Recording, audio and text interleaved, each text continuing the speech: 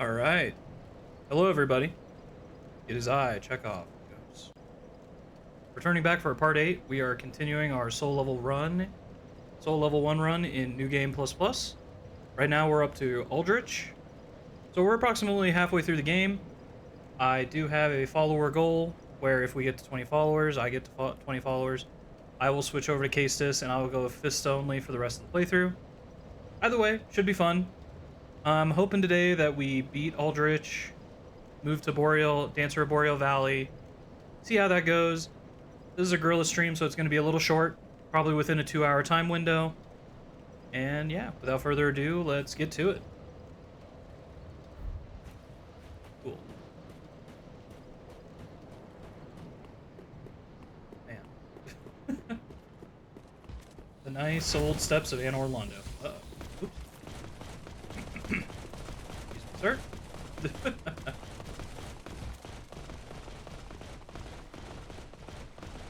Yeah, last stream went pretty well. We managed to kill, I think, 4 or 5 bosses in the span of 2 hours. Not bad. Not bad at all.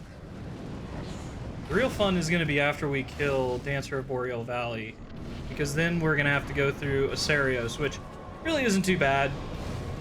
It's mostly just kind of a... how to say... Asarios just can be, take a little bit because he has so much health. And then Champion Gundyr, that one will be really fun. Uh-oh.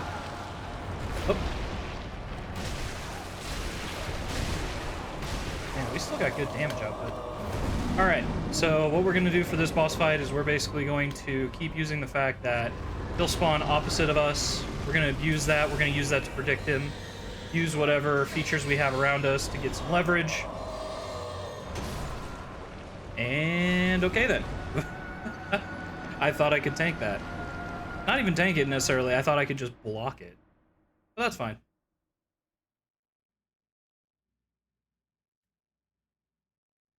Yeah, playing on New Game++, it's kind of a wild ride, because what ends up happening is, you know, even through New Game Plus, and even the beginning of New Game++, there's still some bosses where I'm playing a Soul Level 1, that just means you're playing as the Depraved class. It's the only class that starts out with the lowest total stats that equal to Soul Level 1. And basically, like most bosses, it's really surprising. Like, if you have a halfway decent leveled up shield, you can block most hits. Now granted, there are some bosses where it's like, okay, cool, you blocked me, but my follow-up attack is so fast that I've broken your stagger and now you have no time to, basically to recover in time. But, there's still a good, sizable amount of bosses, you can survive, even if you get hit directly, square. Which has always been weird to me. I'm like, how does that make any sense? But, let's see. Good lord. Okay, not falling for that again. Ah! Good lord. Well, I didn't get hit by the same attack, but as soon as I saw him sweep back, I just was like, hey, I should, be dodge rolling by now. It just didn't happen. You know, I don't know, maybe I'm just not used to this. That hitbox seems so weird. That's fine, though. Pretty much, this is just going to be a war of attrition. I know that my damage output is still scaling pretty well at this part of the game. The fact that we can take out... this fight is effectively just a race to see who can provide the most DPS. And ultimately, for the first phase, what we're trying to do is we're just trying to basically swarm him. So we'll stay to one side of the room, he'll go to the opposite side, but the sampling for that, or what I mean, the time in which it will take for him to make up his mind about where to go is very short. So you can do some you can anticipate pretty far in advance where he's going to spawn. So, he just went... that's probably all the time I need. And he's just going to spawn over here. See, we can meet him. This procs him or aggroes him into going into more of a close-ranged physical attack, which is what we prefer. Then we can start beating him up, because he'll stick around for longer. You don't want to be too close to him whenever he teleports away because that will damage you. And then once we get to halfway through his health, he will switch over to his, I believe it's enkindled state, where he basically becomes on fire.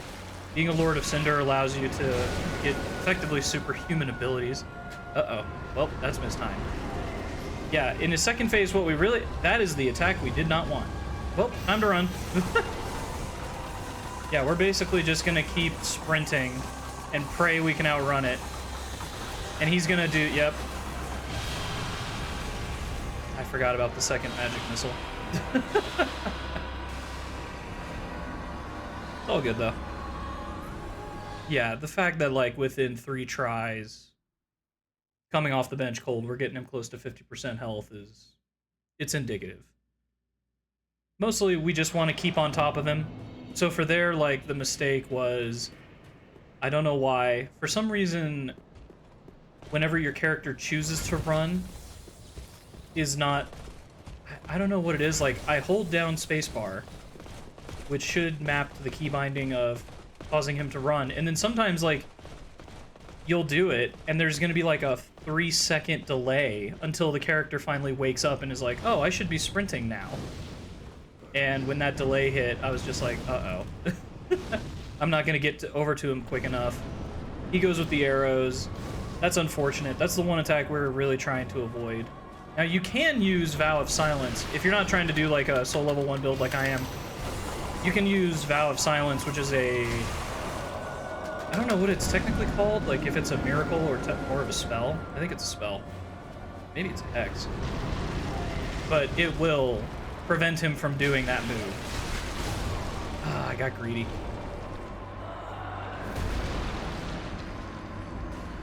That's all good, though. Yeah, we're here to just have some fun, play around with some soul level 1, see where we get.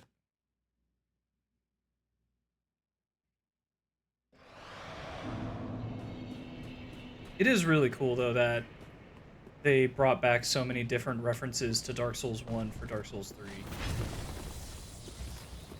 Well, I mean, just, like, Anor Londo. That's kind of the first... Maybe not the first memorable thing you see in Dark Souls, but it's definitely, like... I would say the comparison would be seeing the Valley of seeing Irithyll for the first ever time in Dark Souls 3 is, like, really cool, because it's, like, illuminated by moonlight, it's snowing, it's very picturesque. In the same way, for Dark Souls 1, it was Anor Londo. You got to see, even albeit an illusion, you got to see the home of the gods. And it's really, like, just awesome.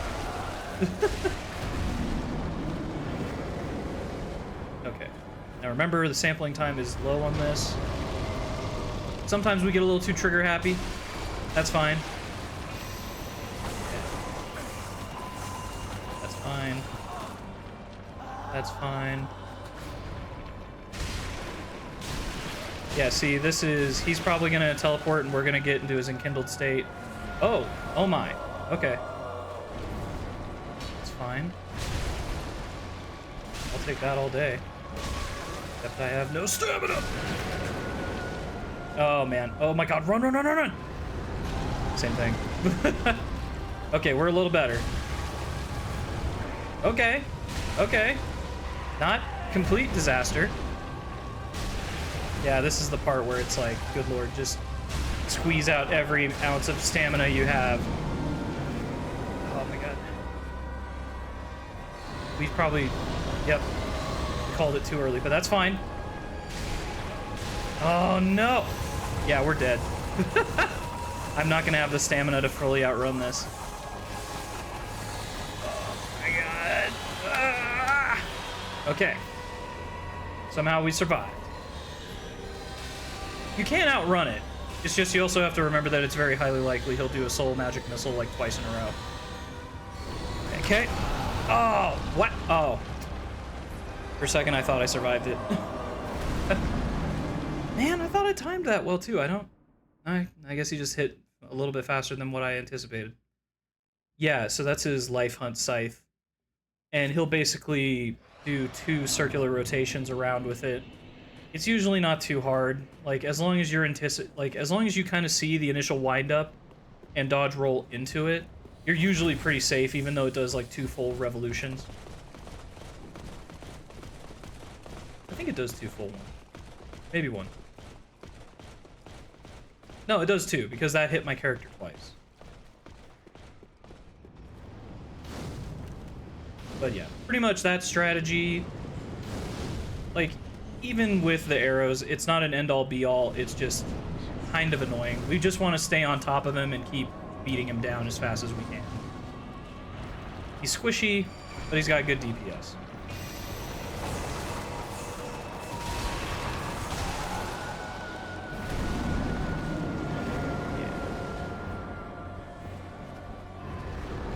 Hey, that's not too bad. It's not too bad. Most of the, like, homing missiles, you can just dodge by walking. Good point. Maybe 1 more hit. Uh-oh. Yeah. That's fine. I'll just take the time to get a little bit more stamina. Yep.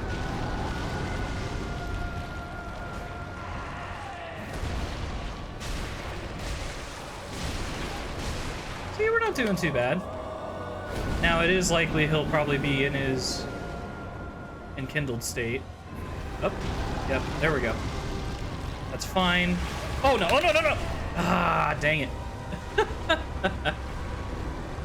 I was slamming on the spacebar. I was like, please, please. But no dice. Man.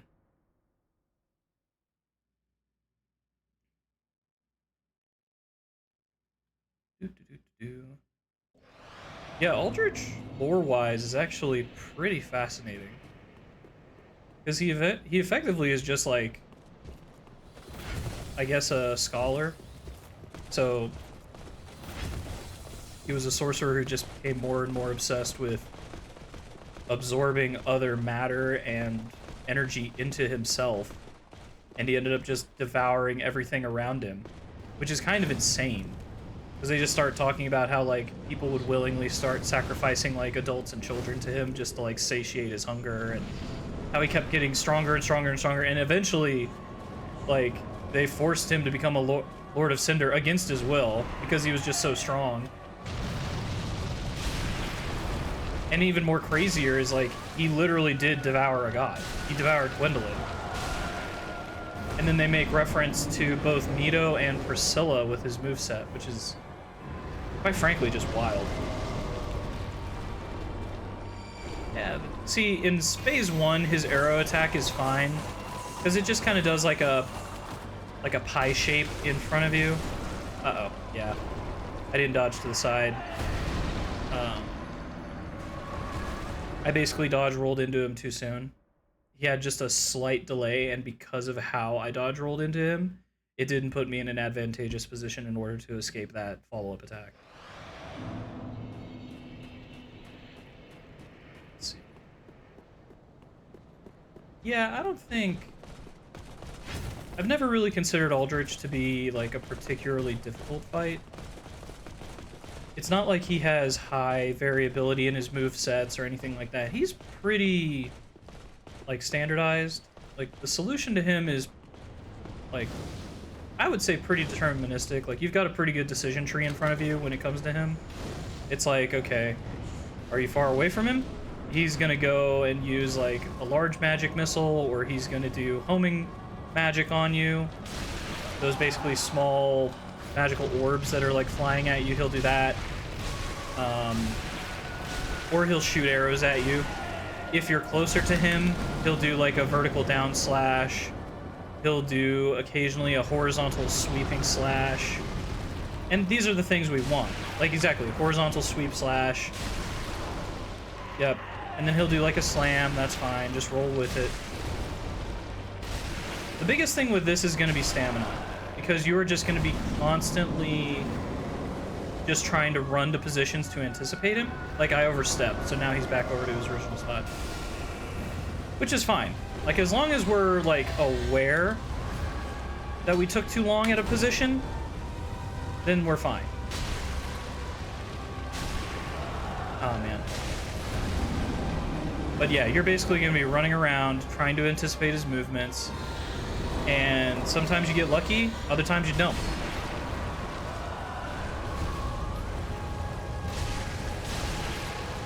And then it's like, okay, cool, you anticipated where he's at. Now you have no stamina. Uh-oh.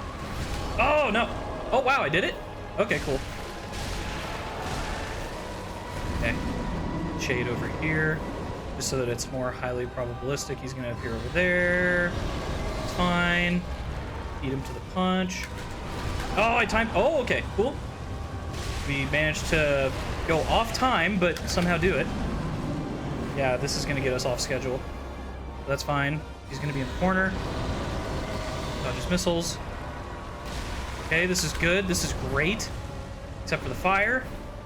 It's fine. Dodge into him. Come on, come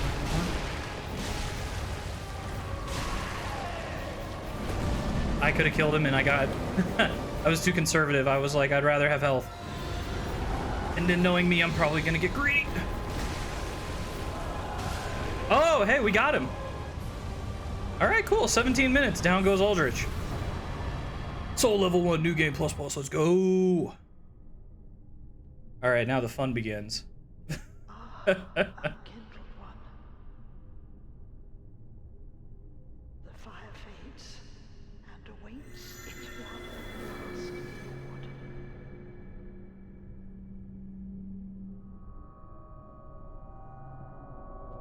Prince Lothric is in your hands.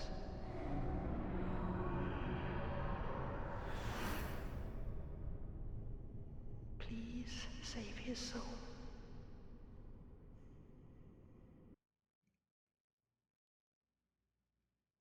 Okay, so for those who might not be immediately aware of what's happening, basically... Oh, perfect. Yeah. Okay. So a couple things with that. That cutscene will happen depending on which person you beat last. So if you beat Yorm last of the Lords of Cinder, it will occur as soon as you beat him. If you beat Aldrich last, it will happen like we just saw. And the whole point is to get you back to these chambers where... Whoop. Sorry, I have to focus a little bit. This is one of the harder bosses, by the way, in my opinion. Although we're doing surprisingly good damage. I gotta be careful to not get too greedy with my stamina. Okay, yep, there we go. Just start wailing. Start blasting. Alright, we're gonna back up. Just let her tire herself out. It's fine. Got enough for probably 2 hits. 2 hits maximum, then we're gonna run. Okay. For this particular fight, I would... If you're doing a soul level 1 run at this kind of a New Game Plus, I would generally suggest that the Karthus Blood Ring for the extra iframes when you're rolling is pretty optimal. Because there's just... It really just does save your butt most of the time.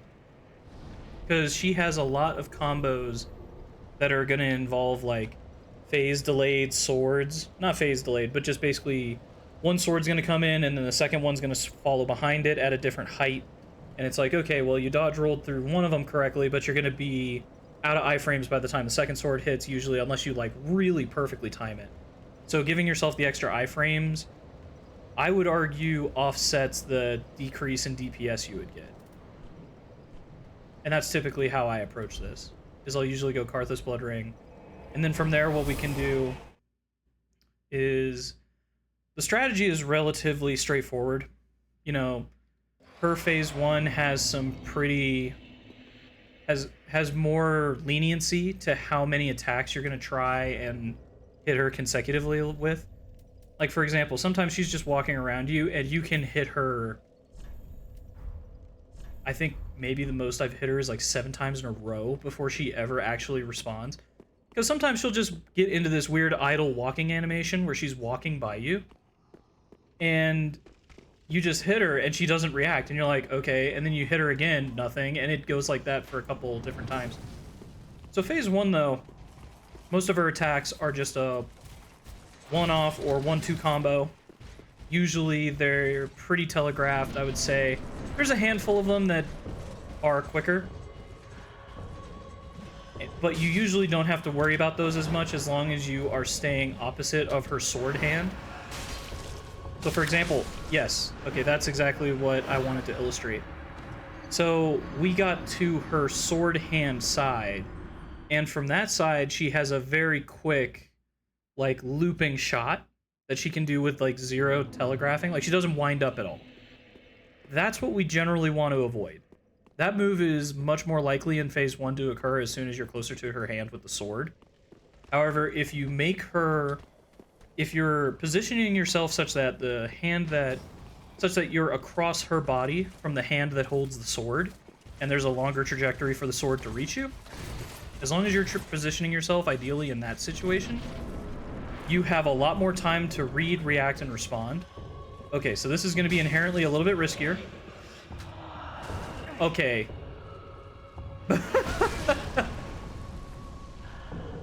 I'm not taking the blame for that. My game stuttered. I swear. It like locked up for a second right as I hit the spacebar, and I'm like, why am I not rolling? I have all this time to be rolling. Why am I not rolling?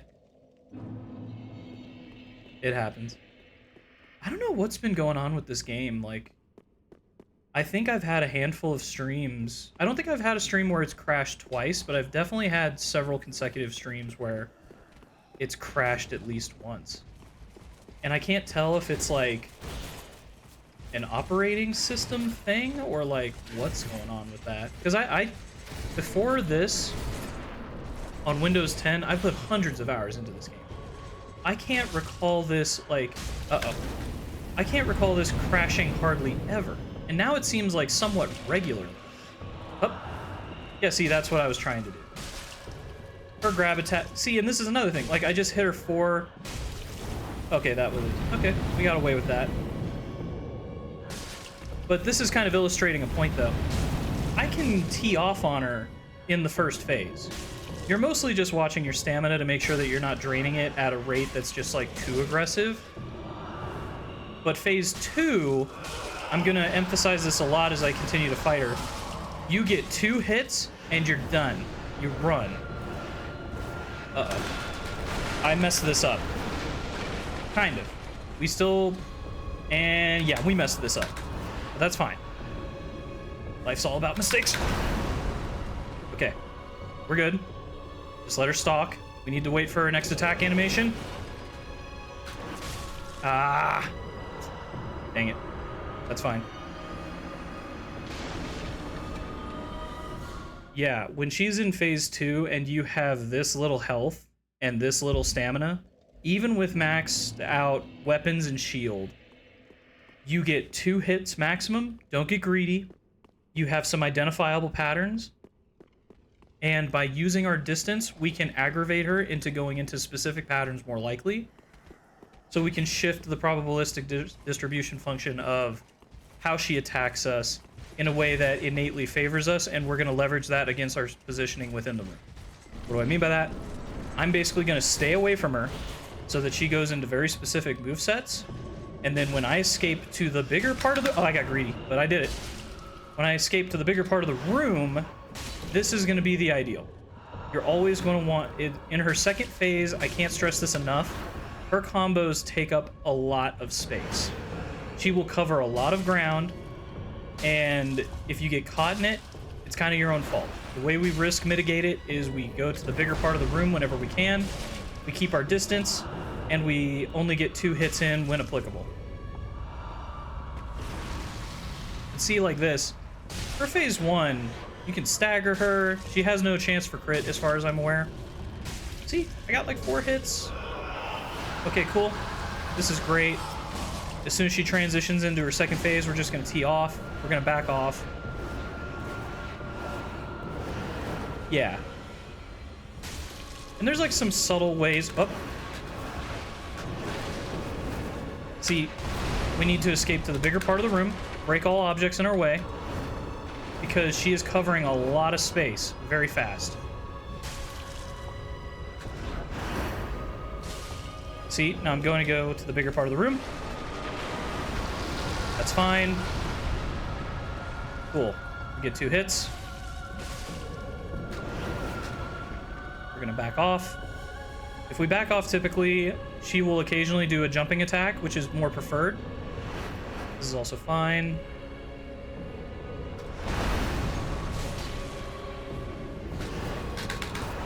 Okay. I lost my auto lock on her for a minute.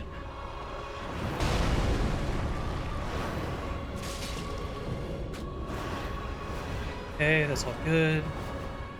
I'm gonna take the time now to put on some extra damage multipliers. Okay, we need to escape. At least get behind a pillar.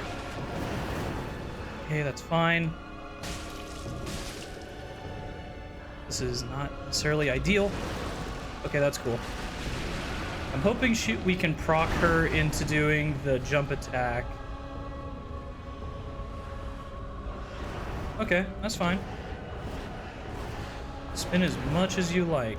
That's relatively safe.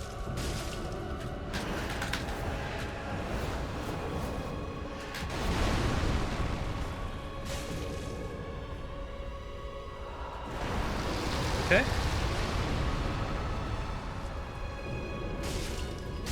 Don't get greedy. 2 hits, back off. I could have gone more advantageous, but I didn't. Okay, if she ever initiates with 2 downward slam, it means she's going to do a horizontal cross slash afterwards. Don't go for that. Okay, perfect. All right, we got it. Boom, and down goes Dancer of Boreal Valley. 28 minutes. Let's go. Easy peasy, lemon for breezy. Well, dang. I thought that was gonna take me longer. All right, now for the Basin of Sorrow.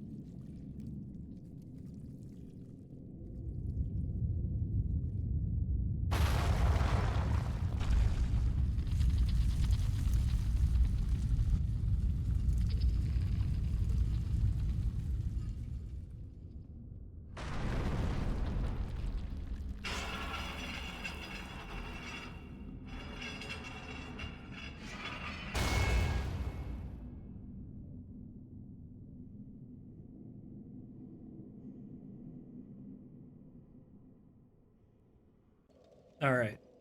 Now, if your question to me is, how in the world would a stone architect, or why would a stone architect make it so that you would have to place a very specific Basin of Sorrow beneath a very specific statue and have it roll back in order for stairs to roll down? I have no clue. It's magic. I ain't got to explain shit. But the good news, we can now go fight Dragonslayer Armor, which is going to be... It's actually one of the more fun fights. I really enjoy that fight. Probably, it might be in my top 5. Oh, crap. That's fine.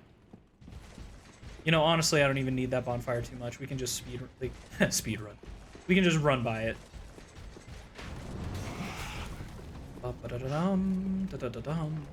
Just gonna look off a lot of these guys. Uh-oh. That's not good. That's not good. There's gonna be a guy with an axe. We're just gonna by him. Take a quick sip.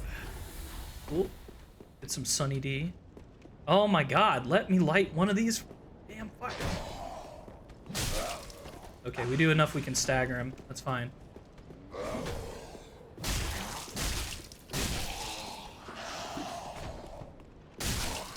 Just please quietly die. Just over there. Away from me, please. Okay, cool. Bonfire lit.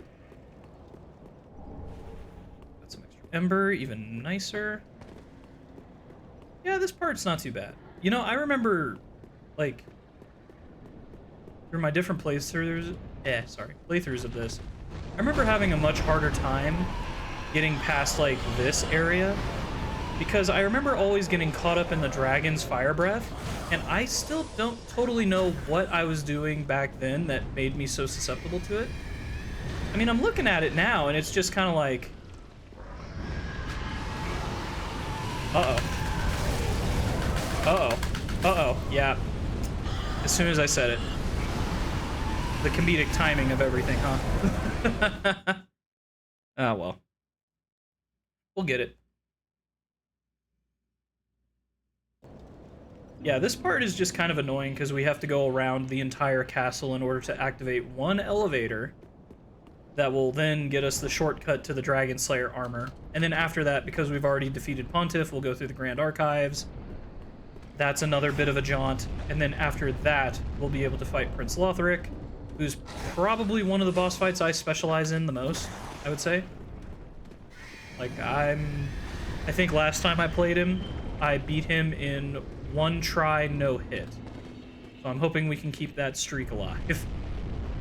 Hopefully. Be careful as you're going through these stairs area. There's going to be, yep, black powder bombs that they're going to be throwing on top of you with all this combustible barrels around. We're just going to ignore all this.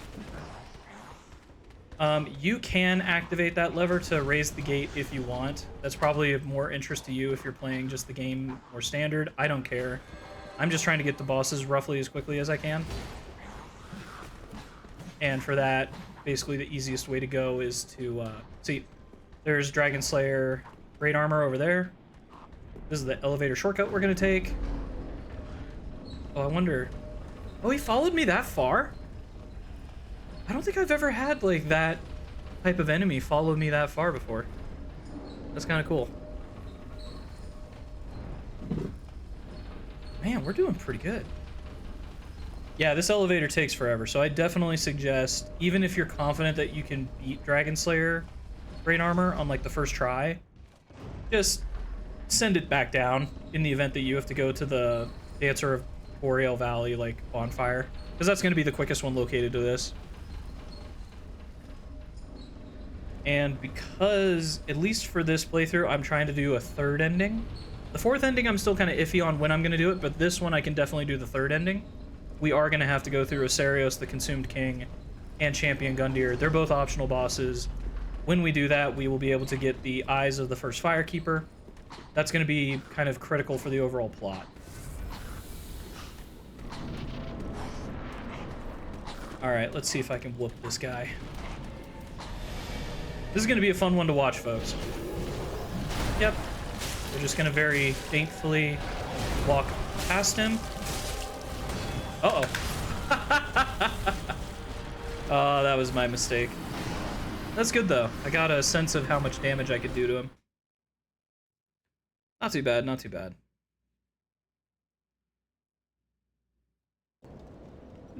Yeah, see, this one... Nah, we're good. We got the shortcut now, so we're just going to backtrack. Here we go. Answer Boreal Valley bonfire. Yeah, the thing that I like about the Dragonslayer Great Armor is just, it's such a visually pleasing fight to have if you're going close quarter combats with him. Close quarter combat with him. Because it's just very, I don't know how to explain it. It's just very rhythmic. It flows. You're doing a bunch of different things. And it all just looks so nice when you can kind of coordinate it such that you're ducking and diving under his shots and getting in there and just managing to hit him with counter shots. Hopefully I can put that a little bit on display. But this is arguably one of my favorite boss fights to fight for that reason. Because his moveset is pretty predictable. You can even, to some extent, offensively trigger parts of his moveset by hitting his shield. Because what he'll do, from what I recall, most times if you hit his shield, he'll immediately go to, like, shove it outwards with some lightning basically added into it to kind of just shove you back, break your poise, do that kind of a thing. You can technically counter time that. See, like, oh yeah, easy money. Oh man, but I have to remember I don't have infinite stamina. Yeah, anytime he goes for, like, Damn it. I got too comfortable. Got too greedy. No, so when he goes for the vertical slash downwards, we love that. Any type of variant of that where he's either putting his... I think it's technically called like an axe. Anytime he takes his axe, puts it behind him, and then goes for like the 180-degree vertical chop. By 180 degrees, I mean from behind him to in front of him. Whenever he does that, easy money. Just walk to the side of him, he will not hit you, and you can at least get 2-3 hits in. Anytime he raises it up to do a lightning attack downwards, it has very small radius effect. That last attack is what killed me, but for the most part, if you just circle to his back, you're pretty safe. You can get another 2-3 hits. I mean, you love that. You see that, you start to eat. Let's see here. This is hilarious. It might take me more chances to beat Dragonslayer Great Armor than it took for Dancer of Boreal Valley. I never thought I'd see that. But that's fine. Let's see what this guy's got. Yeah, sometimes if you time it correctly, depending on his attack, you can literally just walk into him. Yeah, like that. And get it. I could have gotten 2 hits. Most of his stuff is fairly telegraphed, so you can... Oh, see, we're gonna eat.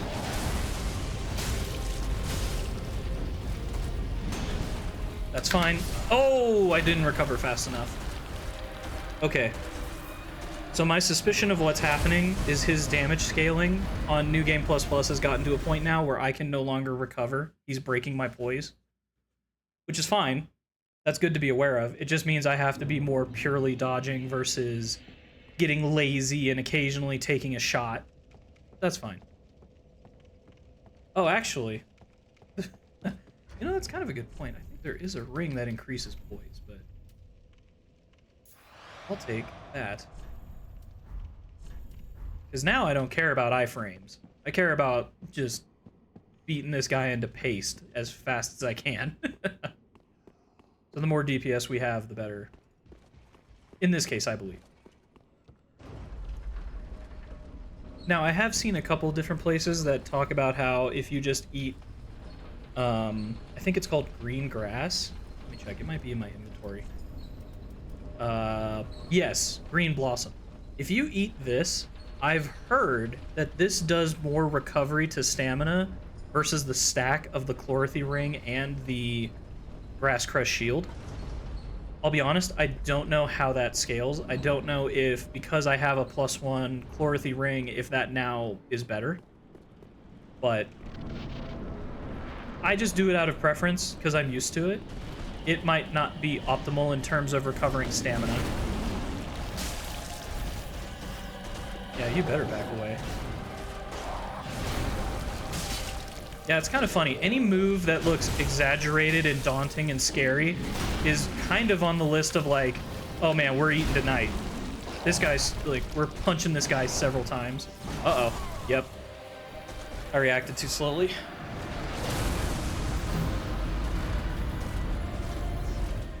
Wow. I might actually die more times to... This is insane. I thought... You know, I thought Aldrich was going to be kind of eh. I wasn't really too focused on him. I thought Dancer was going to eat up at least 30, 45 minutes of my time. Just blitz through her like nothing. And now Dragonslayer Armor, which I'm usually historically pretty good against, is actually keeping me on my toes. I suppose I'm playing to the level of my competition a little bit too much. That's fine.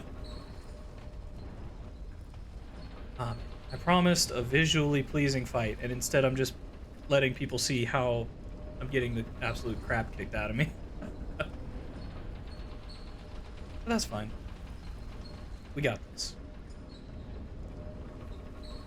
What's the phrase? Gambate? We got this.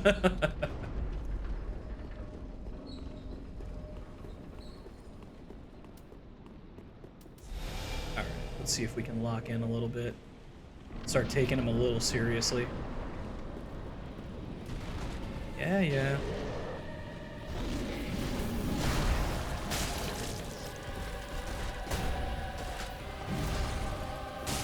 Yeah, see, right there, when I was talking about how you can kind of offensively aggravate his moveset. Yeah, I had to dodge that one because he was going to track me. Okay. Fine.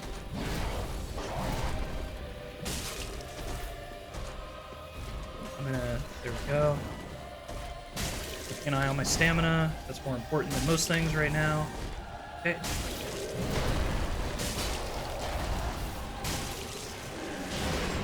Wow. Uh-oh. This is not good. Okay. We're better now. I was a little afraid we weren't going to be able to... Oh! Aha! Almost got me. Come on. Big scary man. So in his second phase, the only advice I would give... Ooh, that was bad timing. Is you can see those... I don't even know what they're called. They're like creatures to the side of us that are going to do environmental attacks. You're going to want to listen to audio cues for those, because they'll roar before they do an attack. And typically what they're very much encouraging you to do is to move around the map all the time. Don't just statically stay in one place and try to duke it out with him over time. It's not gonna be to your benefit. Cool, we got him. That's a good attack.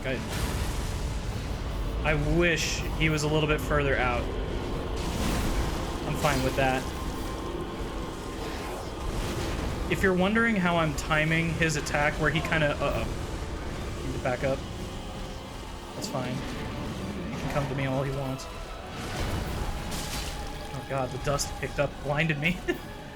Yeah, that attack right there, as soon as he reaches... Oh no! Ah, I mistimed it. As soon as his... So he's holding it like right by his head. As soon as it shifts diagonally upward just a little bit, he'll do it like a fraction of a second before he launches into his attack. But as long as he doesn't do that movement, there are arguments to be made that as long as you have the stamina, you should punish him. You should force him to not stay in that stance forever. Because otherwise, it's got a very long delay if you just leave him alone, and it can be unpredictable and catch you off time. Like he did with me there.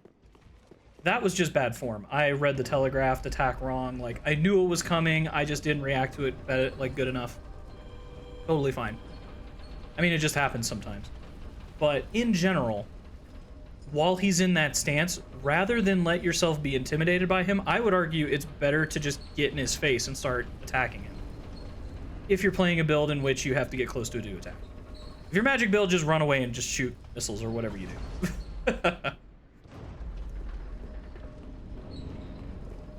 Alright.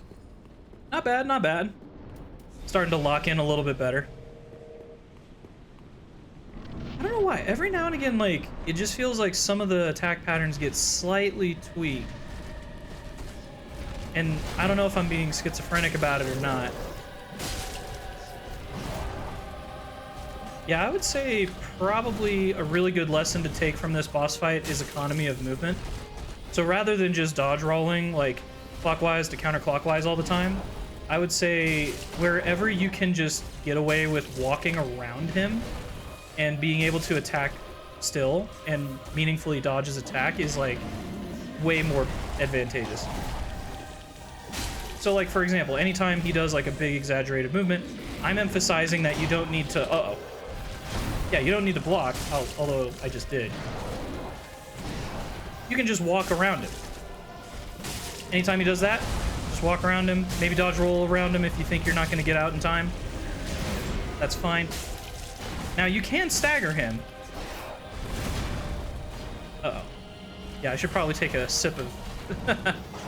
Okay. Yeah, I'm trying to play more aggressively. Anytime he does any form of move that is going to cause him a delay to recover, I want to punish him. Uh-oh. Yeah, so you can hear the visual cue of the laser. Okay, cool. Thankfully, I managed to keep that in front of me.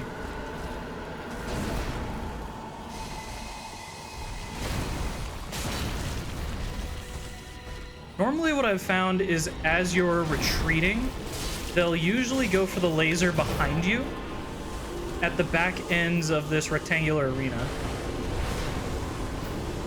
Okay, I'm a little afraid now, because I think there might be... Oh my god! Okay. It happens. This is good. We're getting him pretty consistently down below 50% health. See, this is the thing, is you have to be, like, aware of the environmental damage that's coming at you, but you can't let it dictate your movements. First and foremost, there's only one attack, at least in the current build that I'm running with SL1, there's only one attack, to my knowledge, that can kill me in one hit. I don't think the laser can kill me in one hit. The smaller meteorites can't kill me, but they have one big meteorite that will auto-track you. That will kill you in one hit. But that one's, you know, I'll be honest, I have a hard time seeing it. I just prefer to keep moving around and trying to use the environment as leverage to try and get, like, the fountain in the way or try to get, like, a stone pillar in the way. It's hard to see that one coming because mostly what I'm doing is focusing on him. Because his attacks have a much higher chance of killing me. So I need to prioritize in that manner. But it's easy to get distracted or panicked because you're just like, oh my god, attacks are coming from all these different ways. No, some of these you can take the hit and survive. As long as you can survive to heal, you're fine. It's the attacks where you can't heal, where it's like, okay, we gotta mitigate that.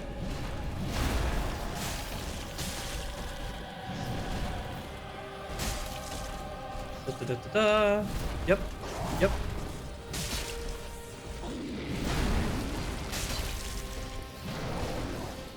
I love doing the rolling around while he does his sweep attacks with his shield. Yeah, exactly, like that. It's just so cool to look at. Oh, I got greedy. But the iframes carried me. That was very lucky. I, like, miraculously timed that. That's fine. I don't care. Gonna get some hit. Yeah, your moves don't scare me much anymore, man. Okay, I think I hear roaring. Oh, yeah, I do.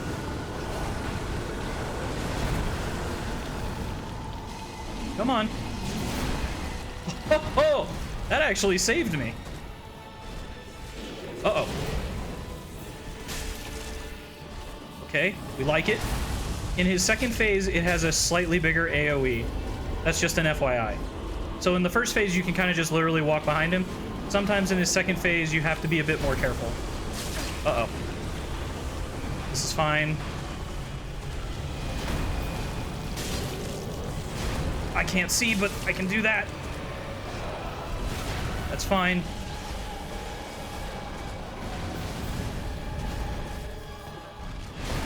Okay. Oh, come on.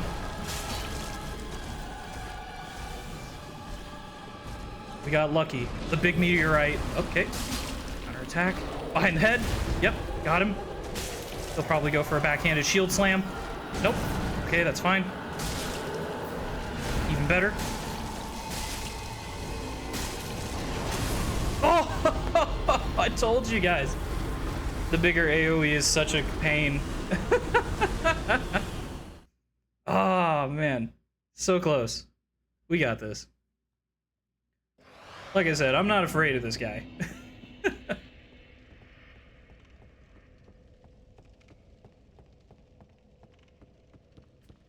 Man, that was so close. You know, I'm a little surprised too, because I'm pretty, you know, roll back the tape. I'm pretty certain I was blocking on that, so I'm a little surprised that just outright killed me, but you never know. There's all kinds of stuff with bosses where, like, you will be technically guarding, but you'll be facing, like, a fraction of a degree off.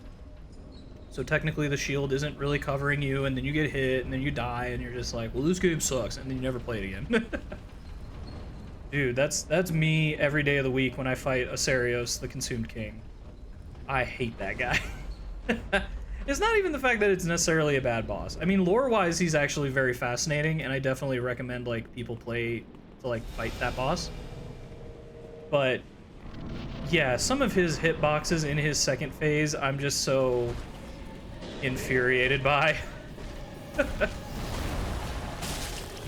That's fine. Slip to the side, we're gonna hit. Yeah, that attack you have to be careful with because you have to make sure you get really good clearance on your dodge roll. What I mean by that, when he does the sweeping shield and it kind of almost dips around and follows you, see, like that one, you're fine. Uh-oh. Yeah, I was being stupid. I lost focus because I was trying to, how to say? I lost focus because I was trying to explain things too fast, and then I kept getting behind on what I was trying to explain. Yeah, he has a move where he kind of like dips his shield down and kind of like scoops it up. So like imagine you like put your hand into the sand and just like kind of flicked it up. He does like that with his shield. And what you need to do is be careful as you're dodge rolling away from it, because it can track you and it can be deceivingly it's deceivingly not as easy to dodge as his other attacks. His other attacks, you're pretty safe going clockwise, counterclockwise. That one will kind of follow you. And if you don't maintain like a little bit of extra distance, that one can hit you.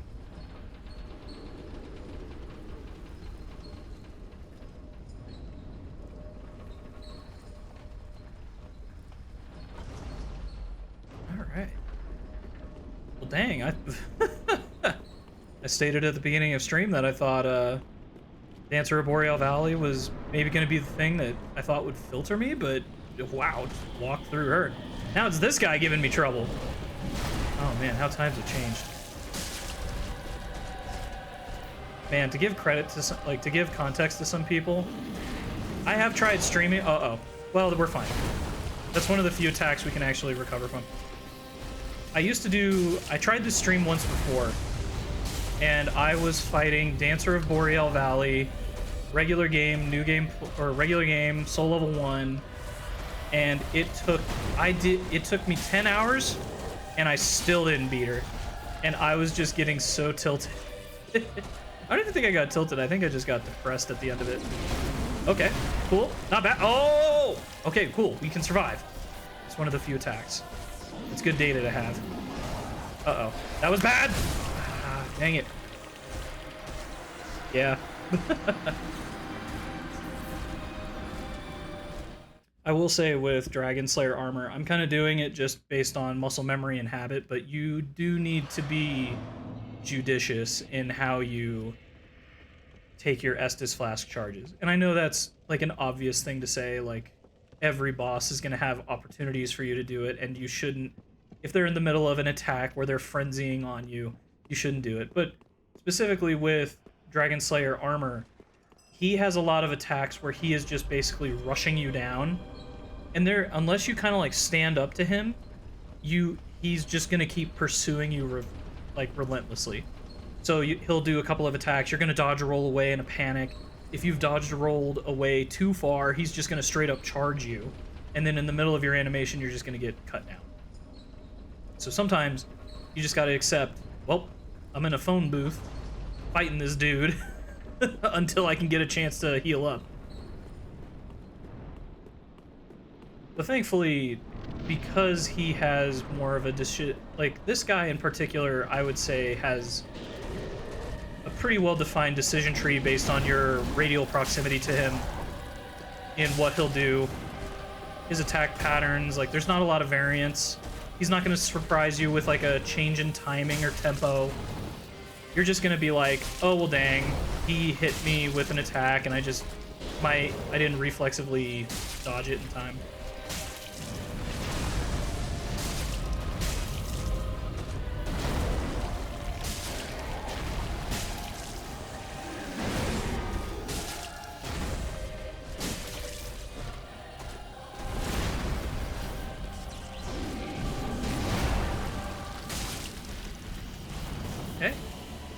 Doing too bad.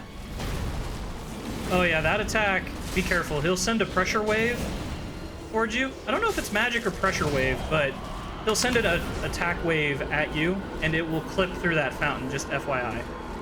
Oh no! Dang it. Dude, that's so annoying. Like, as soon as I went for the Estus Flask charge, I was like, I'm dead. As soon as I saw him, like, slightly move forward, I was like, that's not good. That's all fine. Yeah, we got this. This is such a fun fight. I really enjoy this one because it's just so, like... It's a little annoying at times because you're just like...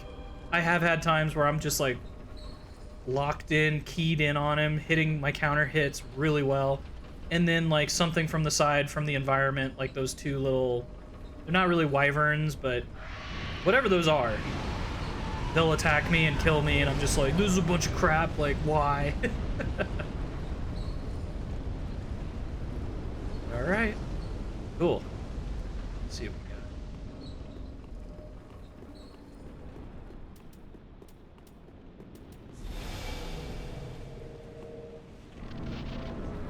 We're getting him pretty consistently into the second phase. And in the second phase, the only reason I think I'm even remotely holding back on him is because I'm constantly listening for the audio cues of the environmental damage to come. Okay. Cool. Come on. Do your silly little moveset. He's just like, it's not silly.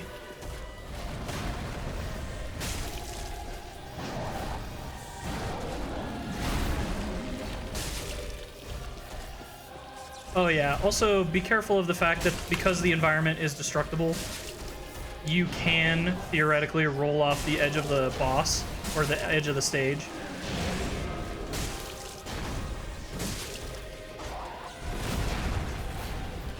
I want my free hit. Thank you. Come on. Okay, yeah, this is gonna be... Oh no, never mind. I thought that was gonna be a pressure wave. Nope.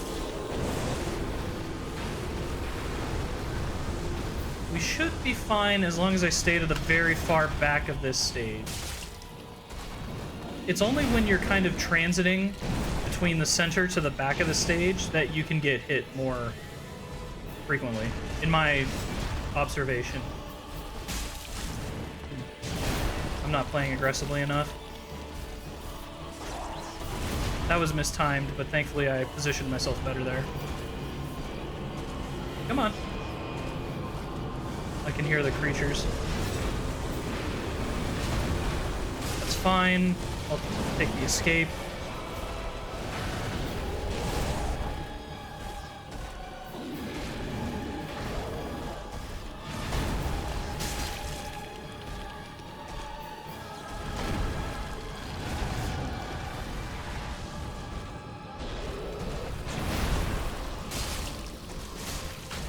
Okay, not bad. Getting a little too aggressive, just back off a little bit. Okay, we've got a laser incoming. It's fine.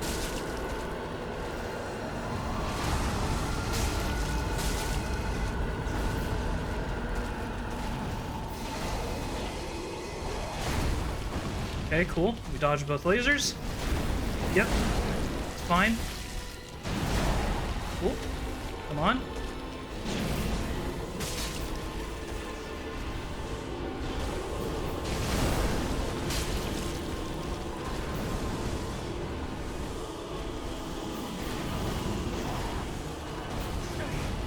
It's fine.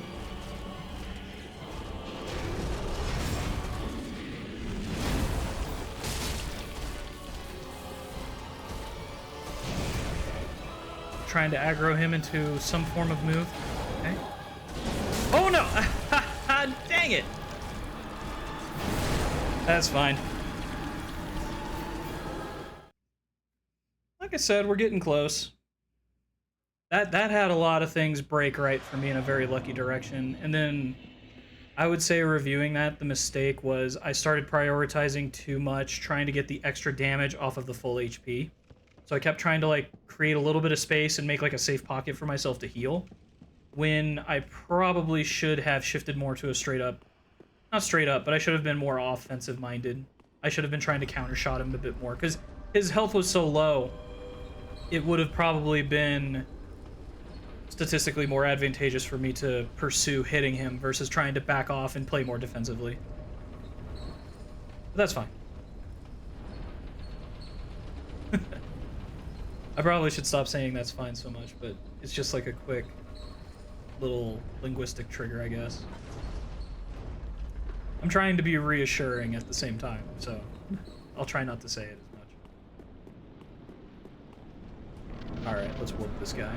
I'm gonna actually do this. Yeah, that's right. Come on.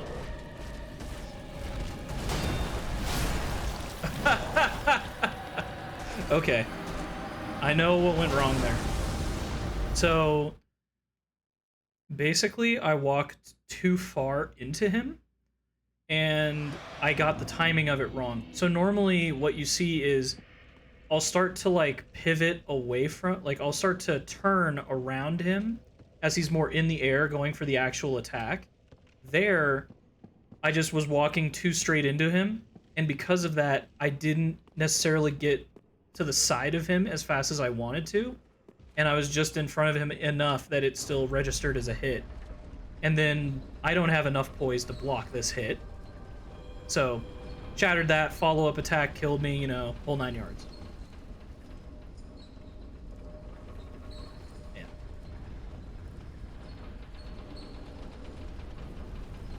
Yeah. The great gameplay of watching my character's back for like 4 seconds. Alright, let's get this guy. Thankfully, I got enough of this stuff from patches that I should be able to last myself a while. And I don't really care. Like, I think I could beat him without it, too. Like, it's just like, yeah. I had good positioning on that. I didn't need to dodge roll on the initial move.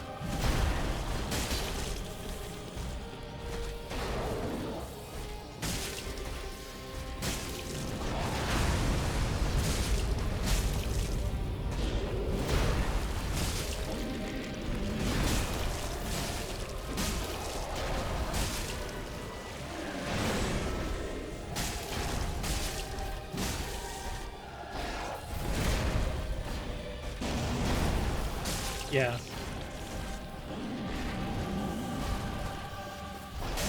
Sorry, kind of locked in right now. Oh! Haha! Almost got me. Uh-oh. I'm gonna keep retreating to the back because the laser's incoming.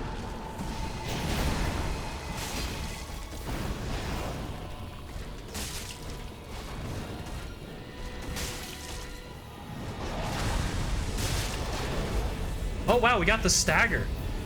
Oh no! Oh my god, I got lucky.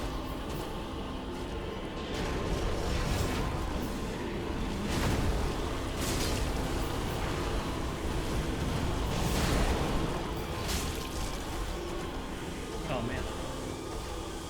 Okay, we gotta weather the storm. It's fine. That was not ideal. That's fine. Come on.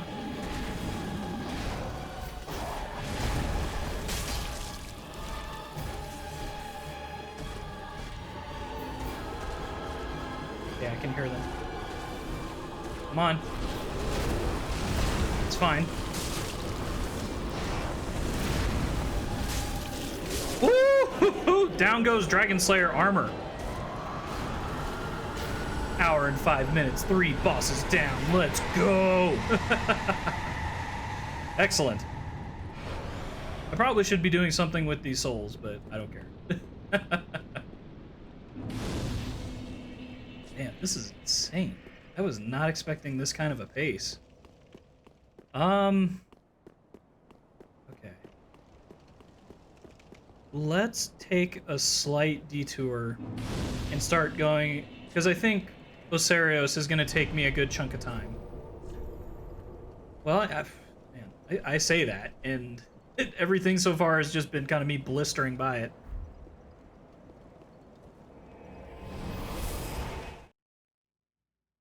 All right, let's go.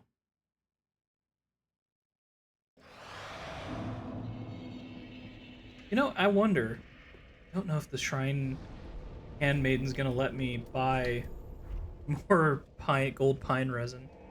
I hope she does. I love that stuff.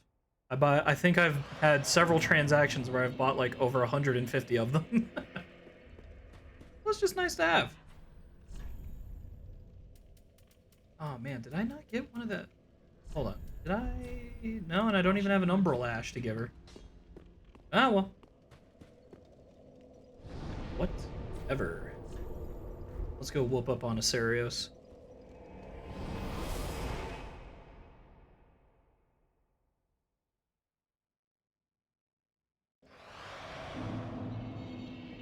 Alright. So yeah, I've kind of beaten it to death in some of my other playthroughs, but basically Asarios, the Consumed King, he was the king of this place. If you know more Dark Souls 1 lore, or even if you've played the game, the giant woman who ends up being an illusion as soon as you get to Anor Londo, Gwendolyn, or Guinevere, it turns out that she fled Anor Londo basically as soon as the first flame started to flicker. And what ended up happening is she came across the land of Lothric, which is where we're at now, and she basically got into a political marriage with Asarios. They had several kids, one of which is believed to be Dancer of Boreal Valley. Others are Prince Lothric and Prince Lorien. There's also Ocelot. I believe there's also several daughters. I can't exactly remember how they're linked to things, but yeah. Oh my, I am just aggroing everything right now with reckless abandon. I don't care about the toxic. Okay, but I do care about that. That's fine.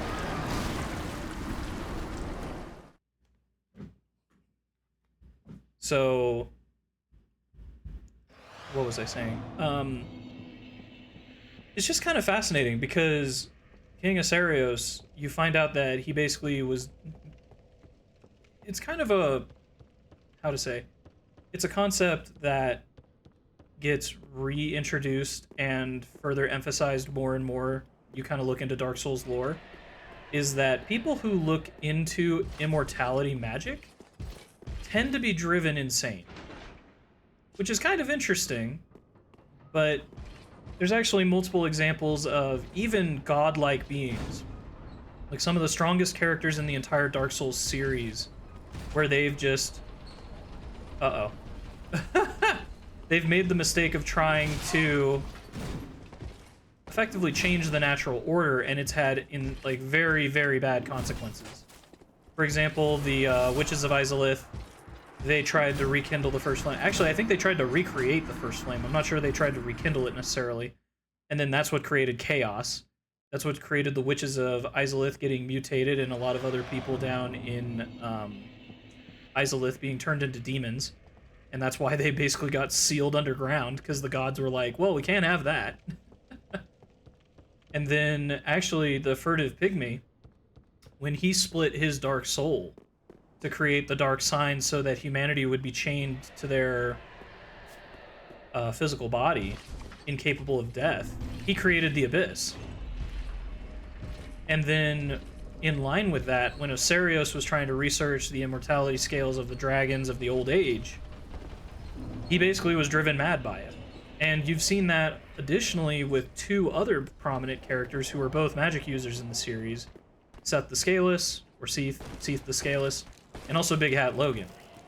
Both of which are in Dark Souls 1, and you find out that they basically get driven mad because they're trying to research effectively just like the ultimate spells and magic. I can't remember exactly precisely what Big Hat Logan was after. I think Seath was after... Yes, Seath was after immortality because he was a dragon. However, he was born albino and he didn't have the same scales of immortality as the rest of his dragon kind. He was shunned because of this. That is why he ended up actually working with Gwen in order to bring down the rest of his kind. But in order to become what he wasn't, his research eventually led him to madness. Same with Big Hat Logan. And then now we just see the cycle repeat itself with King Asarios. Because he wanted immortality. He worshipped the dragons, he wanted to become them. And yeah, in a way he kind of got what he wanted, but ultimately at the sacrifice of his sanity. And it's just kind of interesting. It's very tragic. Because you kind of just learn there's some...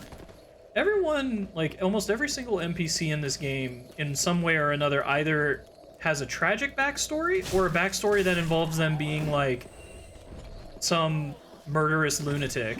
But then even some of the time you, like, dig beneath that, and you're like, oh, they're only like that because X bad thing happened to them. So. Oh. That's fine. I got the shortcut. Yeah, so Asarios, this consumed king, you know, big shocker. He's going to be in the consumed garden. Once you open up this shortcut, it's not too much of a walk to get back to him. You know, it's kind of funny. I was looking at a clip from Dark Souls 2. And God, I wish I could remember the name. I think it's literally like Dragon God or something. But they were showing the walk back to get to that boss fight. And just like how utterly absurd it was. Like you had to go through several guards, up several things of stairs. And I was like, oh yeah. But it kind of got me thinking. I'm like, what's the worst walk back in the series that I can immediately think of? And, you know, I'm still kind of struggling on it. Let me think. Bed of Chaos wasn't too bad from what I remember. Winds was fine. I'm kind of thinking more Dark Souls 1 direction. I think Gravelord Nidos basically just had you walk around a cliff. That one wasn't too bad. Dark Souls 2 I remember less of.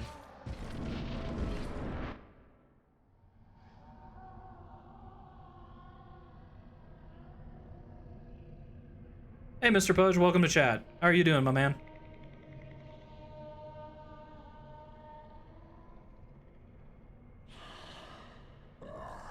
You ignorant slaves. Finally taken notice, have you? Of the power. I'm doing pretty good. Beloved Playing some Dark Souls 3 right now. We've, like, it's been an hour and 13 and I've blitzed through three bosses that I thought was going to take me a lot longer. So, that's pretty good. Just having a nice guerrilla stream, trying to only go for about 2 hours. Now we gotta fight this guy. Which is kind of unfortunate, because I think this is like the one boss you've seen me fight the most. Oh, so Soul Level 1 is a challenge run. So like when you just never level up your character, that in and of itself is a challenge run. And then I'm just doing it on multiple New Game Pluses just because I felt like it. Uh-oh. Okay, back up, back up, back. Lock in, lock in.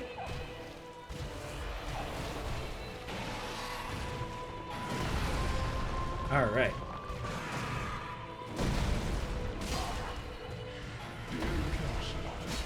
Yeah, this guy's only a little annoying because he has just a lot of health.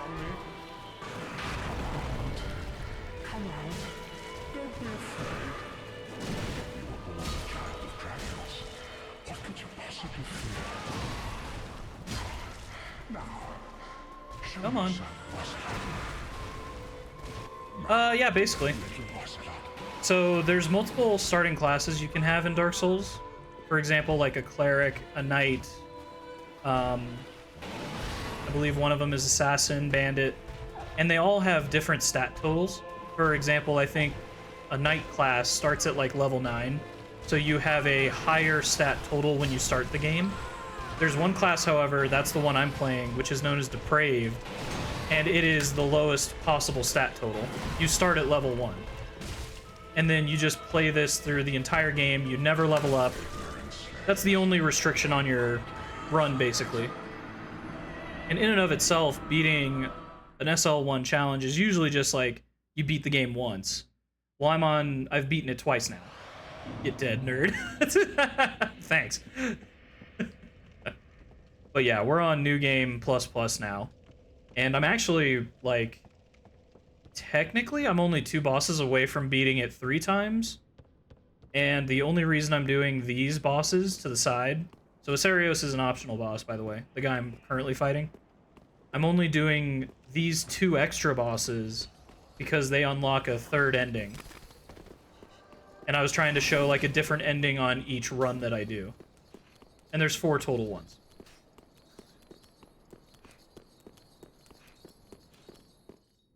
How about you, though? Are you planning to stream some Stardew Valley this weekend?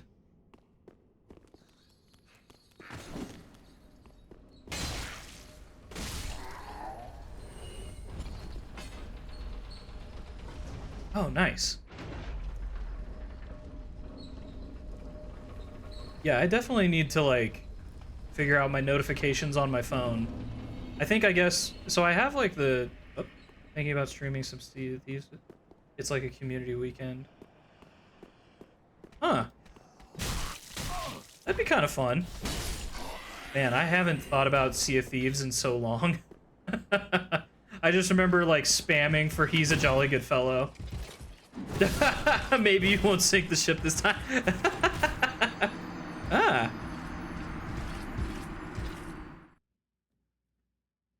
That does sound kind of fun, not gonna lie.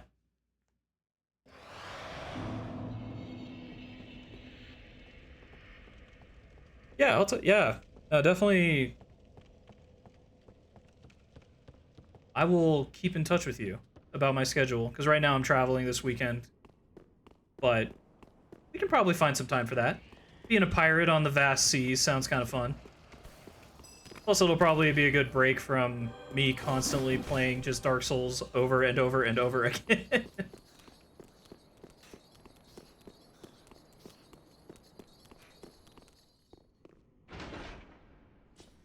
see.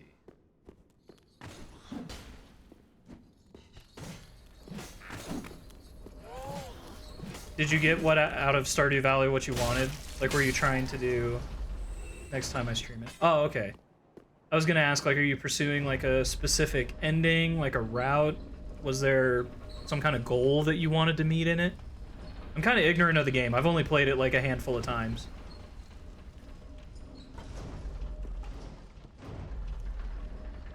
The route is called Perfection. Okay. Does it involve, like, not having spoiled crops? And you follow a tracker in game to get... Okay. Hmm.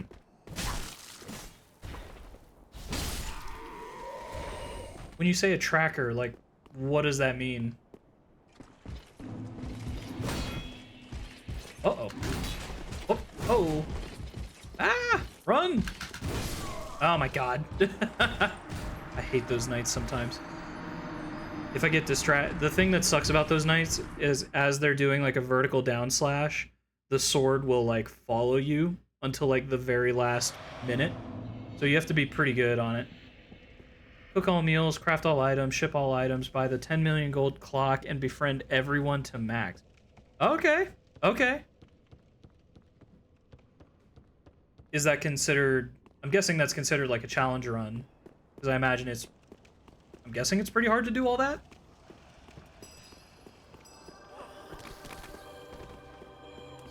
Ah! Leave me alone! Oh, I hate these things too. I'm just clock grinding now. Oh.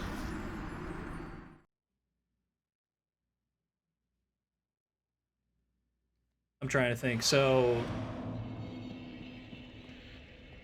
grinding for gold, I'm guessing you are just like trying to optimize what crops you have in what distribution so that you can get like the highest amount of gold per yield or something. So do you just like plant one thing and just min-max it? I'll show you. Okay, okay.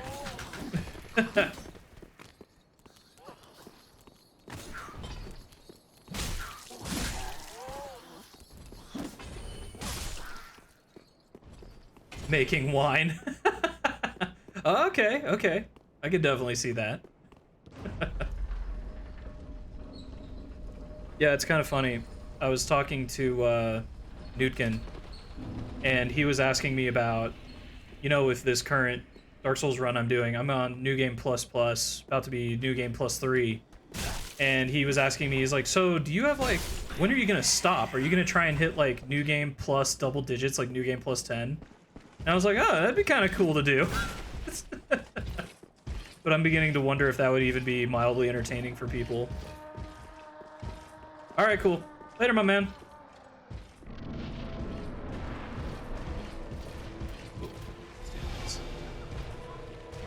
Now I can finally lock in. Uh-oh.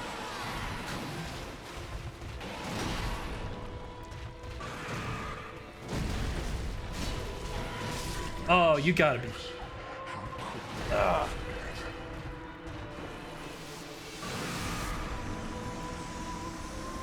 Yeah, this is usually the guy that's gonna be annoying. Actually, come to think of it, I think Osarios is weak. He's not weak to darkness. I think he's resistant. Oh, man. Okay, I might have to switch up the gold pine resin to actually do some damage to him. That's fine. Oh my goodness, I am really running low on this stuff. Okay, change of plan. Instead of doing that, I am going to go through the Grand Archives. Because we only got about 38 minutes left. Let's go do that. We'll do something... If anything, I can go fight Prince Lothric, and we can get through that, potentially. I'm usually pretty good on that fight, so hopefully we can get through him, and that might be a nice, like, cherry on top for the end of the stream.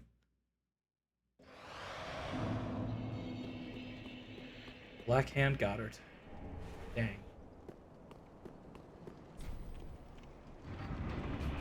You know, it was kind of interesting. So the reason that the Grand Archives are locked is because the different factions within the royal family, when King Osarios went mad, they basically split. Because it was like, okay, do you support the current king, even though he's a mad king, or do you support the princes who are cognizant, but they just are resigned to their fate. They don't want to become the Lords of Cinder, or Lord of Cinder, specifically. And... oh goodness, what is her name? I don't think it's Edna. Goodness, the name is slipping me. Basically, the woman who gives you the banner that gets you down to the undead settlement, she is part of the faction that sided with Prince Lothric. And then there's other factions that sided with King Osarios. However, what ended up happening is they were like, well, okay, cool, that's great, but yeah, no more magic, because it caused our king to go mad. So they locked up the Grand Archives.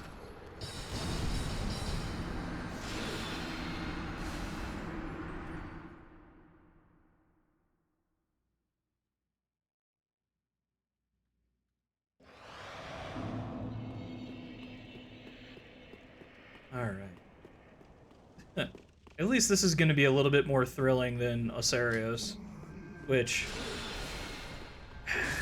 in my opinion, Osarios is kind of a pretty boring boss fight. His moves are just kind of... one-dimensional is a little harsh. Like,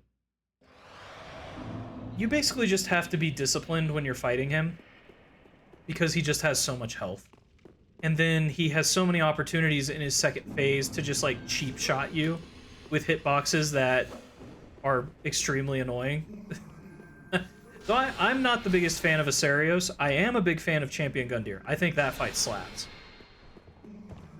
So that one is still definitely, like, I will... I'll go through the pain of fighting Osarios if it means I can fight Champion Gundyr.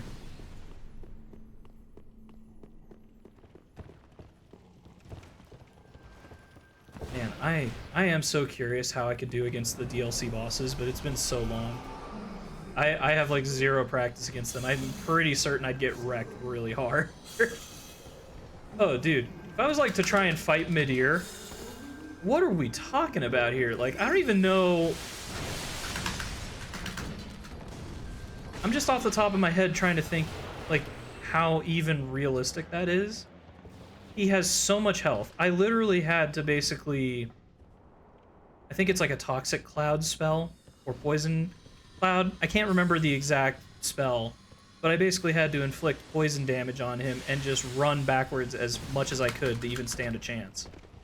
Yeah, that's with like a fully leveled character. That boss is tough. Man, you want to talk about bullet sponges. Yeah, Madeira would be tough. Gale is tough. Damn. I think like every single boss in the Ringed City is pretty tough now that I'm thinking about it. I forget the name of them, but basically the twin demons that protect the Ringed City.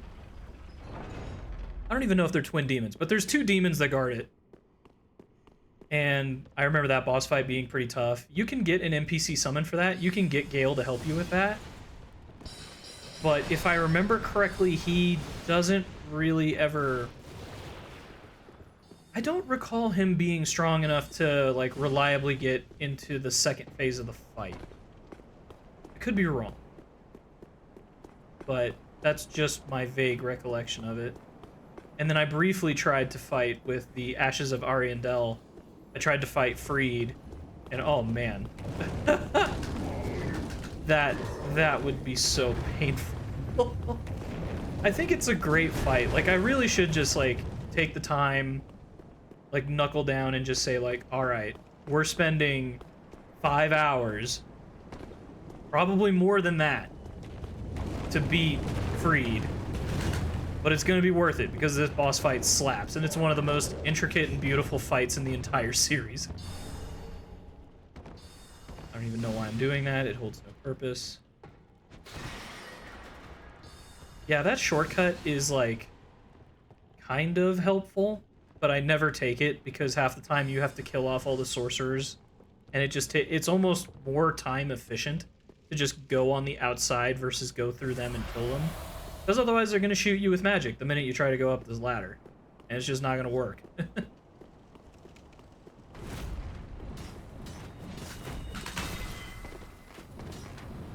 Oh, wow. Okay, cool. We managed to get to this shortcut. Alright, so now all we have to do is basically just climb up the stairs. And yeah. We will be at our last shortcut before Prince Lothric.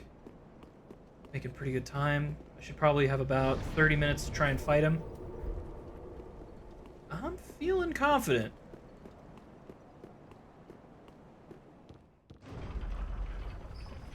I normally try to err on the side of, like, not being too, like, oh man, we're gonna whoop this guy's ass, but I'm kind of feeling it. But knowing the comedic timing of everything, like, I'm gonna say that, I'm gonna get confident, and then he's just gonna curb stomp me over and over and over again.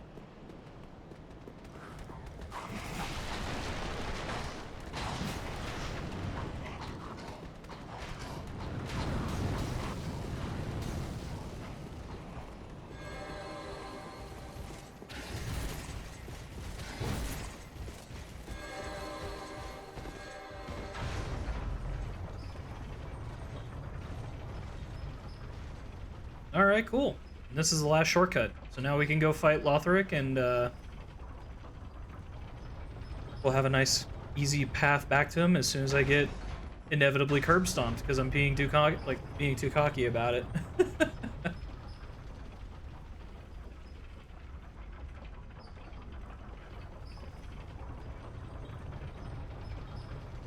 And I don't know, though. Wouldn't want to be a prince walking on my side of the street at night, if you know what I'm saying.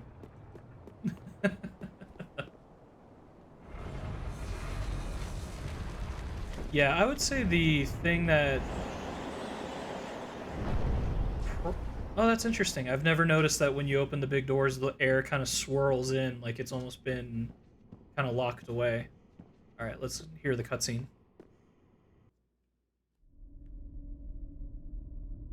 Oh dear.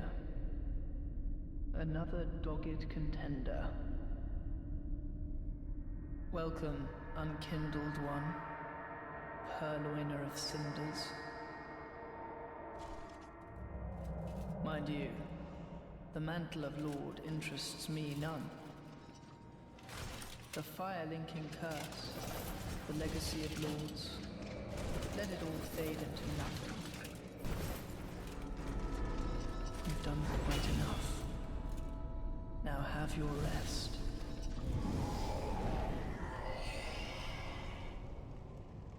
You know, the more I listen to his voice, the more I'm like, why does this guy sound like he goes on Reddit?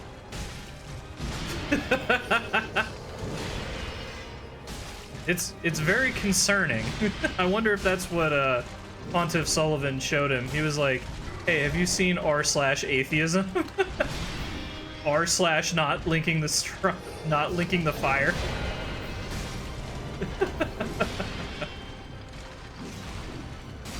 Okay, so I should probably talk about this boss fight a little bit. So what we're going to be doing is we're going to be rotating clockwise, counterclockwise. Ideally, you want to roll into the direction of the attack. Oh, that was bad. That's fine. But you may rest here. That's fine. If you Basically, we're trying to roll into the oncoming attack, because what he will do is with every attack that he does all these horizontal slashing motions, and he'll overextend himself in the process of doing such. So what we do is we wait for the oncoming attack, we slip under it, or dodge under it, and then that immediately gets us to his back, which has two distinct advantages, and is teaching us a good habit. So the first advantage is we now have more optimal ability to see him and to guess what motion he's going to go for next. That's perfect. And then the second big advantage is the fact that, I kind of already said it, we're working in a good habit, because in the second half of the boss fight, Prince Lothric will join it. He'll be on the back of Lorien, and as long as you can keep attacking his back, Lothric will start taking more damage, and the boss fight ends when Lothric runs out of health, not Lorien, because Lorien can keep getting revived. So what we're doing is we're managing stamina, we're getting to the back of our opponent, and then we're punishing them, and we're just going to kind of rinse and repeat. That's pretty much the broad strokes. This is definitely a boss fight where you're going to be using up a lot of stamina, because he'll be teleporting around. Like, distance means nothing. He'll just teleport next to you, like, watch this. And that was a bad habit. Further explaining that. So, he did a diagonal slash from directly behind me. My instinct is to roll into the direction of the oncoming attack. That would be correct if not for the fact that he was at an elevated position. Because now as I'm rolling towards his attack, it's coming down at a downward, like, 45-degree angle. And what's happening there is I'm rolling up the stairs into his attack, versus on a flat surface, I would be rolling under it. So that's not very good. So, oh no, I didn't reset the elevator lift. That's fine. I'll take my Titanite slab. But yeah, most of this is just going to be... And there's really, like... It is preferred that you roll into the direction of his oncoming attack. It is preferred. It is ideal. But if you roll with the attack versus into it, that's also not bad. That's also a way to do it. The thing is that you will, depending on how you play the game, you're going to be closer to his sword. And anytime you get out of a roll and you're closer to his sword, you have less time inherently to react to any follow-up attacks. So I generally recommend rolling into the attack, because you get away from it. You can see the telegraph much easier, like his next movement. And it works across the board much better to do that. But sometimes it's not possible. Sometimes your reflexes go one way and you roll with it, and that's fine. You just need to remember the general trend. We don't have to be perfectionist. We just need to consistently escape to the back and punish him. See, this is good too. Okay, not too bad. I could have gotten another hit. Ooh, that's fine.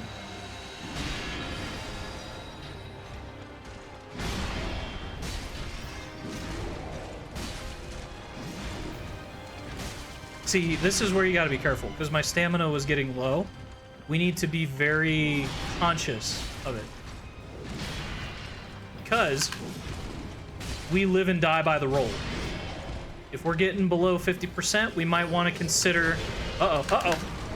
That was incredibly lucky. I should have died. But see, like that. I was explaining previously how rolling means nothing to this, or distance management means nothing to this guy, because he can just teleport closer to you at will. Oh, it was just a fraction of a degree off. If I had gone slightly more to the right, I would have escaped that hit. But it's because I got caught on his model. I rolled almost too much forward versus off to the side. I got stuck because I can't move him, but he can move me.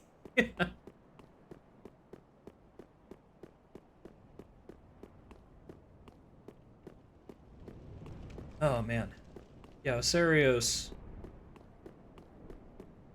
That is not going to be a fun fight.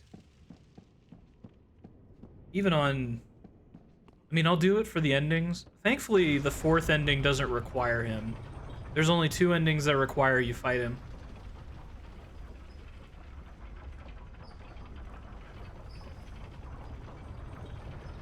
Yeah, the 4th ending is the Usurpation of Fire, and that one's just more so following Henri's storyline and making sure that you get to the Pilgrim. I think the Pilgrim dies after you fight Pontiff, if I recall correctly. I believe that's the case. Let's see. Oh, that was bad habit. So, okay, we're probably good for 3-4 hits. Yeah. Okay, 3 hits. That's fine. Oh, okay, cool.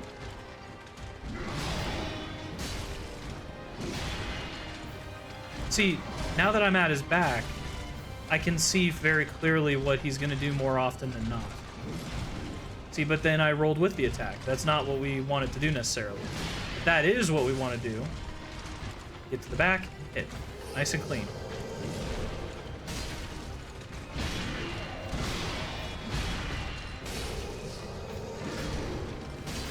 Oh, but I didn't manage my stamina. That's fine. Catch a breath.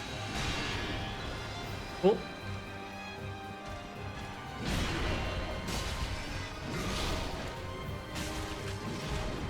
That's fine, we're rolling with it. That's not anything to be ashamed of, as long as we live to fight another day. And we didn't. Yeah, so there is one attack that you can successfully block in this fight. If you're running the same build as me. He has, out of teleportation, a downward slash that slams into the ground. You can block that, and he will not have a follow-up movement that will be fast enough to take advantage of the fact that your poise is broken. That is the only move. Every other move, he's going to have generally a follow-up combo or something else that's going to hit you consecutively and then just crush you. Oh, man. Sorry. Turned my head a little bit like at a weird angle and I felt like a weird crack and I was like, oh, that's not great.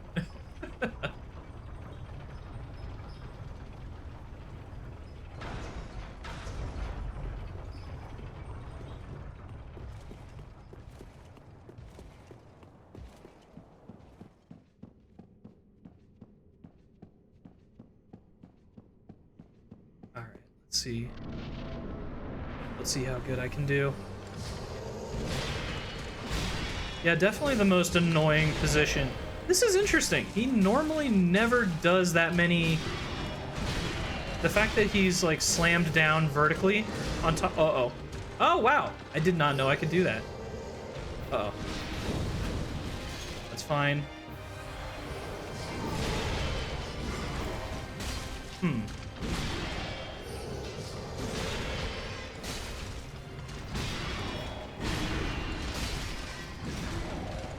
There is no shame in rolling with an attack as long as you escape with your health intact.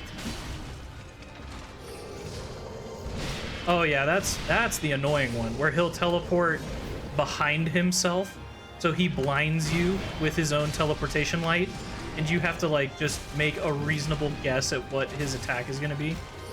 Sometimes it's obvious, sometimes it's not as obvious. Yeah. Anytime he goes for the downward slash to kick up the fire, we're going to take advantage of that. Roll in. Cool. Come on. I'm fine with this. It's not ideal. It's not a good habit, but hey, as long as I'm doing damage, I don't really care. Oh my god! You know, maybe I'm wrong. For the longest time, I thought you would have had enough time to recover, but perhaps his damage has scaled to a point where that's no longer an accurate representation. Or just accurate. I don't know why I have to add all these extra words in there. But yeah, normally the downward slash was the one move that I was like, okay, I can eat this, I can block this, but I can still get away. Nah, man. Damn. He's gotten me twice on it. So I guess that's no longer the case. I gotta just dodge everything. But this is good.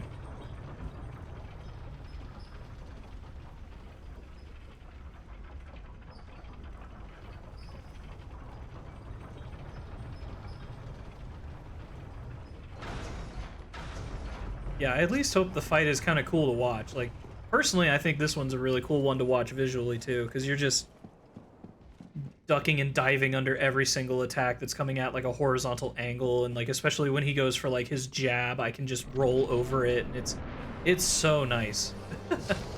Okay, that was... Somehow that worked out. Alright.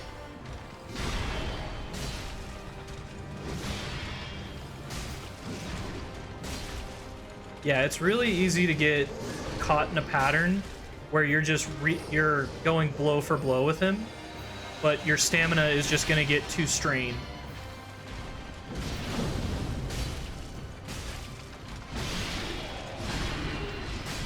That's why I definitely keep like there. So as soon as my stamina got pretty depleted, I made the conscious decision that I was not gonna counterattack him. I was just gonna roll away from him, make sure I'm not blocking, open up the lungs, get as much energy back in my character as I can. Oh! Ricky's good for 3 hits at least. Oh, and we got the crit. Let's go! Alright, not bad. Didn't do as nearly as much damage as I thought, but that's fine. Come on. Yeah, you can kind of bait it too, depending on which way you kind of default stagger. Not stagger, but just like walk around him. Okay. Okay, there we go. So for this one, what you're gonna do is sweep across and then just walk away. And we're just gonna keep walking backwards. That will dodge all the magic missiles. I'm fine with this. We're gonna get closer to him, proc the physical slam. Yep, cool. Get to the back, hit Lothric. This is fine. We're gonna go for the cross. It's not super necessary. I want... Yep, that's exactly what I want. Okay. I'll take the hit where I can.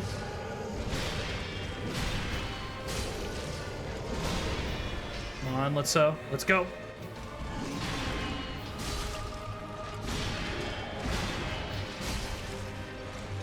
Back off. It's fine. Gonna try and get close to him so I can proc the immediate attack. Cool, got him. Oh, no! Dang it! Yeah, that happens.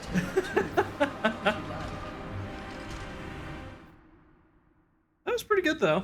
You know, I'm terrible at counting these, but I have to imagine that was like maybe my 6th or 7th attempt at him. And we got him into the second phase. Got Lorien below half health. Got a couple good hits on Lothric, like, definitely doable.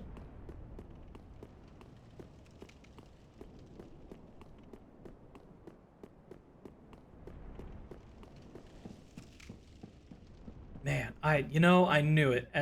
So if I had to critique my performance for the last one, it's simple. I just didn't I rolled one more time than I needed to. It got me out of my rhythm. I wasn't set, like my feet weren't set, so I couldn't initiate a dodge roll when it was good to do so on his turns. So basically all I'm saying is I got out of the dodge roll too late and I got punished for it because I decided to play, I don't know why. You just dodge roll one too many times. But that's your margin of error in some of this. Yeah, if he goes behind you, just straight up run away. Like, just get away from him. Because you're much better off. If you try to confront him on the stairs, it's too risky.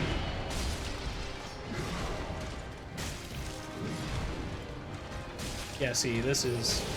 I'm going against my own advice. Oh, okay. Oh, man. I didn't think he'd get me. I don't... Well, okay. So a little context for that.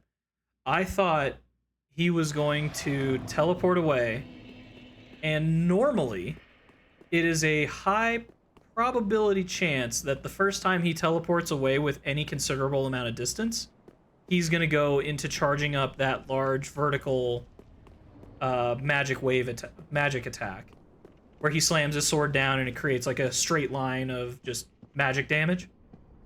So I was looking around. I'm like, oh, okay, he must have gotten away from me. I don't see an immediate attack. Where is it? And then I'm just kind of turning my head, and then all of a sudden I get hit over the head with a sword, and I'm like, oh, well, that happened. So, now he got me. He tricked me. My own instincts worked against me on that one.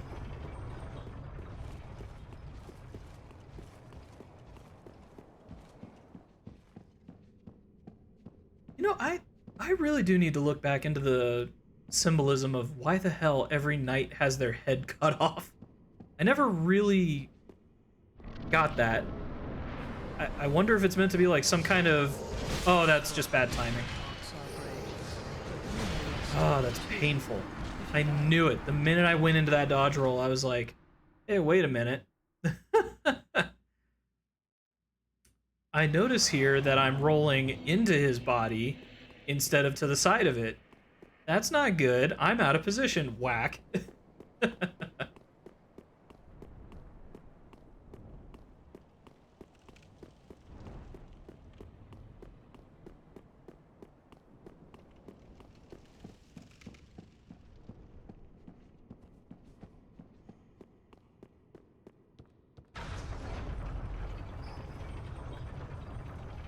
All right.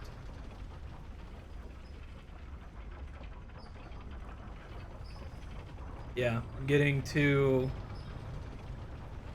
overconfident. This has been interesting though. Like there have been...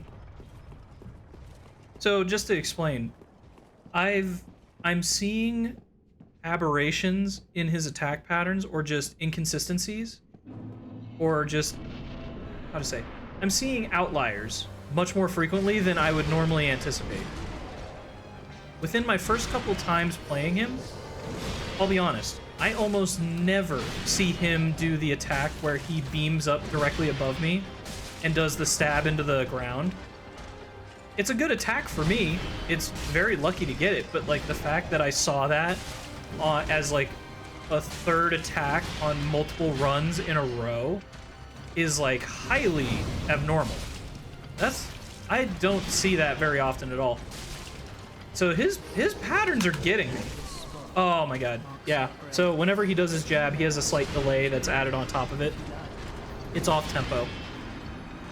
So you'll be too used to his horizontal slashing motions, and you'll say, oh, I see him. I know to go now. And you're going to be like a fraction of a second off, and then by the time you're getting either into your roll or out of your roll, depending on how aggressively you went into it, you're just going to get stabbed, which is what happened to me.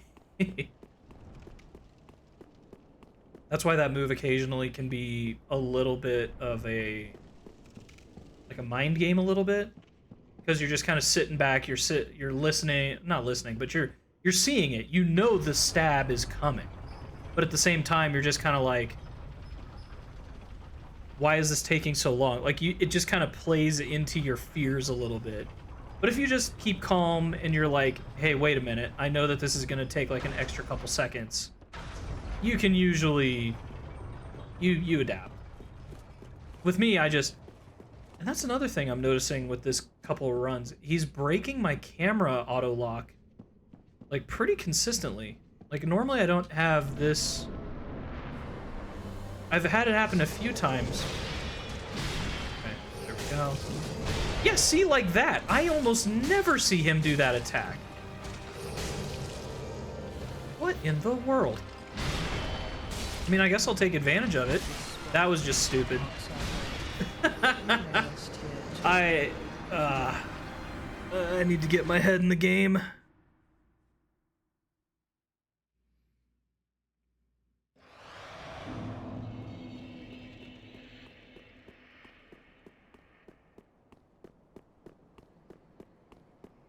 Man, I am, once again, I have to like make a statement about the fact that it's always risky to name the streams after a boss, because it's like, oh man, if I don't beat the boss, this is gonna be embarrassing. Thankfully, we got through with Aldrich in like 17 minutes. That one, I wasn't expecting that to be bad. I was really hoping it wasn't gonna be bad. So that's good.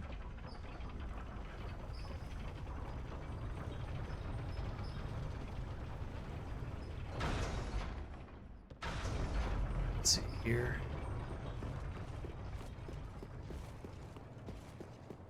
Yeah, this is going to be interesting trying to figure out how all this goes, because we're kind of winding down on stream here a little bit.